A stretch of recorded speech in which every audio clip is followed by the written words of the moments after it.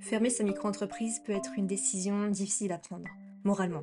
On a souvent l'impression d'abandonner un projet auquel on tenait. Mais parfois, c'est la meilleure chose à faire pour avancer. Et je veux vous rassurer, vous n'êtes pas seul dans ce processus. Aujourd'hui, je vais vous expliquer pas à pas comment fermer votre micro-entreprise, en toute sérénité. Pas de stress, je suis là pour vous guider et vous aider à éviter les pièges. Alors prenez une grande respiration et c'est parti. Aujourd'hui, on aborde un sujet très important, celui de fermer sa micro-entreprise.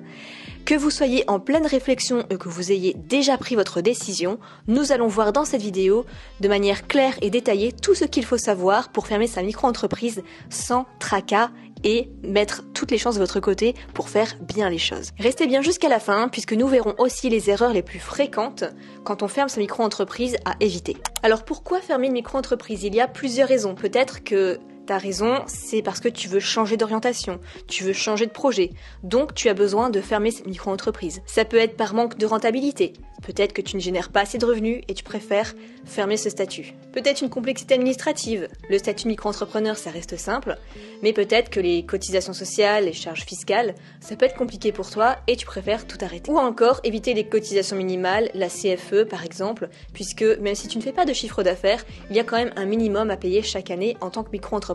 En tout cas, quel que soit le motif, il faut faire les choses dans l'ordre pour éviter des problèmes administratifs. Voyons maintenant les étapes pour fermer une micro-entreprise. Alors la fermeture d'une micro-entreprise, c'est relativement simple, mais il y a des étapes à respecter. La première chose, c'est de faire une déclaration de cessation d'activité. Pour cela, il va falloir te rendre sur le site de l'URSSAF et remplir le formulaire de cessation d'activité. Tu peux remplir aussi un formulaire qui s'appelle P2, P4 et l'envoyer à ton CFE, à ton centre de formalité des entreprises. Alors tu as l'option de faire ces démarches toi-même ou alors tu peux aussi déléguer cette cessation d'activité à une entreprise comme Legal Place qui s'occupe de faire toutes les démarches à ta place. Donc c'est plutôt pas mal parce que c'est pas toujours un plaisir de faire des tâches administratives, surtout pour fermer sa micro-entreprise. Donc si tu veux, je te mets le tuto juste là après. Alors vous rendez sur le lien qui se trouve en description. Vous cliquez sur « Fermer ma micro-entreprise » et ensuite vous avez un petit questionnaire à répondre.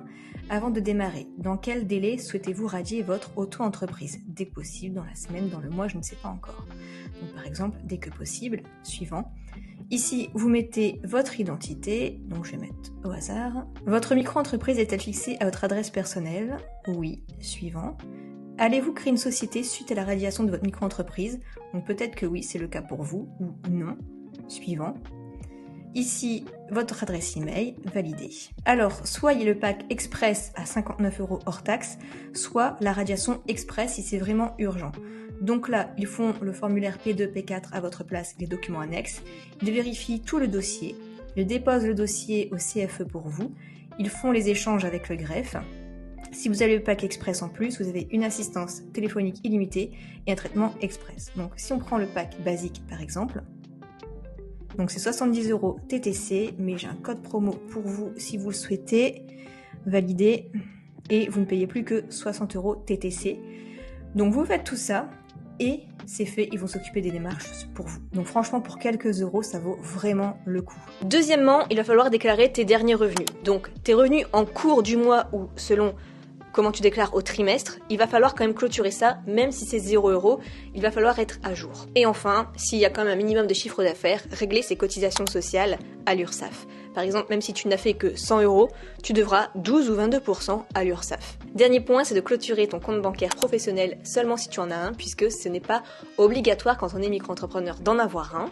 Donc si tu en as un, il va falloir le clôturer également. Voyons maintenant ce qu'il faut savoir avant de fermer. Il y a quelques points à voir pour ne pas avoir de mauvaises surprises. Si tu bénéficies par exemple de l'ACRE, qui et en gros moins 50% sur les charges sociales la première année, vérifie bien les conséquences de la fermeture de ton activité par rapport à cette aide. Ensuite, les dettes et les factures, vérifie bien que pour ta micro-entreprise, tu as tout payé, par exemple tu dois payer des affiliés, tu dois payer des fournisseurs, tu as des factures en attente, des devis. Et enfin, au niveau des déclarations fiscales, si par exemple tu n'as pas encore payé la CFE et que tu devais le faire, vérifie bien que c'est OK. Voyons maintenant les impacts de la fermeture de la micro-entreprise sur tes droits. Au niveau du droit au chômage, en tant que micro-entrepreneur, si tu fermes ton activité, tu n'auras pas le droit au chômage. Sauf si tu étais salarié à côté. Mais si tu étais juste micro-entrepreneur, tu n'auras le droit à rien. Ensuite, au niveau des droits à la retraite, il faut toujours avoir fait des minimums de montants en termes de chiffre d'affaires pour valider des droits à la retraite. Donc n'oublie pas que si tu fermes tout, tu ne cotiseras plus pour la retraite. Et enfin, voyons les erreurs à éviter lors de la fermeture de la micro-entreprise. Donc la première, c'est juste d'arrêter de travailler, de ne pas officiellement déclarer la cessation de ton activité en tant que micro-entrepreneur. Donc pour ça, il faut le dire à l'URSSAF ou déléguer les démarches à Legal Place qui va tout arrêter. Ensuite, d'oublier de déclarer ton chiffre d'affaires parce que même si tu fais 0 € et que tu oublies de déclarer le chiffre d'affaires du mois en cours, ça peut être compliqué, tu peux avoir des rappels à payer et des majorations. Et dernière erreur, ça va être de clôturer le compte bancaire professionnel trop tôt parce que si tu avais encore des factures, des dettes à payer, ça va être compliqué et ça va faire un rejet, une erreur et c'est moins évident après pour suivre les transactions. Alors quelques petits points également à savoir, si tu fermes ta micro-entreprise, tu peux redevenir micro-entrepreneur ensuite quand tu le souhaites.